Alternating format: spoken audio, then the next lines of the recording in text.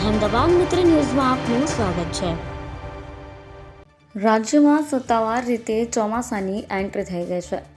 આજે નર્મદા, ભરૂચ, સુરત, ડાંગ, નવસારી, વલસાડ, તાપી, દમણ, દાદરા અને નગર હવેલી, અમરેલી, ભાવનગર, ગીર સોમનાથ તેમજ દીવમાં ભારે વરસાદની શક્યતાને લઈને એલર્ટ પણ આપવામાં આવ્યું છે। રાજ્યમાં ચોમાસાની વિધિવત રીતે શરૂઆત સાથે જ અમદાવાદ, ગાંધીનગરમાં મોડી રાત્રે વીજળીના કડાકા ભડાકા સાથે ધોધમાર વરસાદ શરૂ થયો હતો।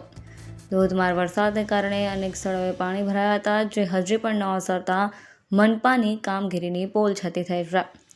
બીજી તરફ વાપીમાં ધોધમાર વરસાદના પગલે જળબંબાકારની સ્થિતિ સર્જાઈ તો ડાંગનો ગીરા ધોધ 16 કળાએ ખીલી ઉઠ્યો। અમદાવાદ મ્યુનિસિપલ કોર્પોરેશન દ્વારા જાહેર કરાયેલા આંકડા મુજબ છેલ્લા 24 કલાકમાં શહેરમાં સરેરાશ 3 ઇંચ વરસાદ નોંધાયો છે। પૂર્વ ઝોનમાં સરેરાશ 3 ઇંચ વરસાદ પડ્યો। વિરાટનગર અને ઓઢવમાં સૌથી વધુ નોંધાયો। પશ્ચિમ ઝોનમાં 2.71 ઇંચ, દક્ષિણ પશ્ચિમ ઝોનમાં 1.87 ઇંચ, મધ્ય ઝોનમાં સરેરાશ 3.16 ઇંચ, ઉત્તર ઝોનમાં 3.09 ઇંચ અને દક્ષિણ ઝોનમાં સરેરાશ 2.95 ઇંચ વરસાદ નોંધાયો છે। જ્યારે વરસાદને કારણે અખબારનગર અને LC 243 અંડરપાસ ટ્રાફિક માટે બંધ કરવામાં આવ્યા।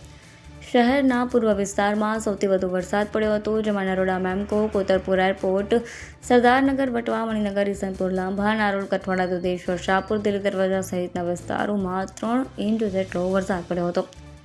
શહેરના પશ્ચિમ વિસ્તારમાં આશ્રમ રોડ, પાલડી, ઇન્કમટેક્સ, ઉસ્માનપુરા, બાડપ, ચાંદખેડા, ચુંડાલમાં પણ 3 ઇંચ જેટલો વરસાદ પડ્યો। જ્યારે રાણી, વકવાનગર, ન્યૂરાણી, જગતપુર, સાયન્સ સિટી, ગોરા, ચાંદોડિયા, બોપલ, ઘુમા, વાસણા, સરખેજ, જોધપુર, સેટેલાઇટ સહિતના વિસ્તારોમાં 2 ઇંચ જેટલો વરસાદ પડ્યો છે।